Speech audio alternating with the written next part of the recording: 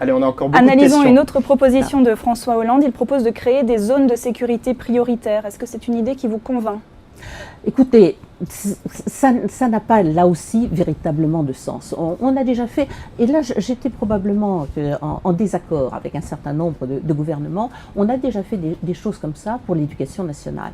Ça a apporté certains avantages certainement, ça a négligé totalement un certain nombre de problèmes. C'est pas parce que un enfant habite dans une zone qu'il est forcément dans une situation de difficulté. L'enfant de parents instituteurs ou professeurs dans cette zone va avoir des aides dont il n'a pas besoin compte tenu de son contexte familial. En revanche, vous vous trouvez dans des zones de, mettons le 16e arrondissement, et vous avez là l'enfant d'une femme de ménage d'origine étrangère. Cet enfant aurait besoin d'une aide qu'il ne va pas avoir parce qu'il se trouve dans cette zone.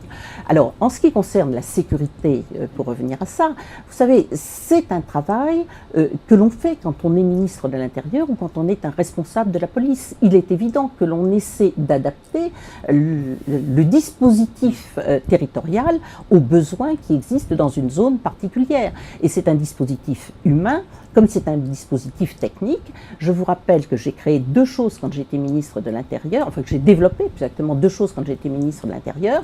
D'une part, la vidéoprotection, parce que c'est effectivement une façon très concrète, l'expérience l'a montré, de faire baisser la délinquance dans des endroits qui sont extrêmement sensibles. Il y a eu des expériences à Orléans, comme il y a eu des expériences à Strasbourg ou dans un certain nombre de quartiers qui l'ont démontré. Et deuxièmement, j'avais également créé les UTEC, c'est-à-dire les unités territoriales de quartier, de façon à ce qu'il y ait là un renforcement de policiers, mais avec des méthodes un peu différentes, c'est-à-dire en liaison avec la population, ce qui permet d'établir un lien de confiance, d'isoler les délinquants dans la population et donc de permettre leur interpellation beaucoup plus facilement. On aurait beaucoup de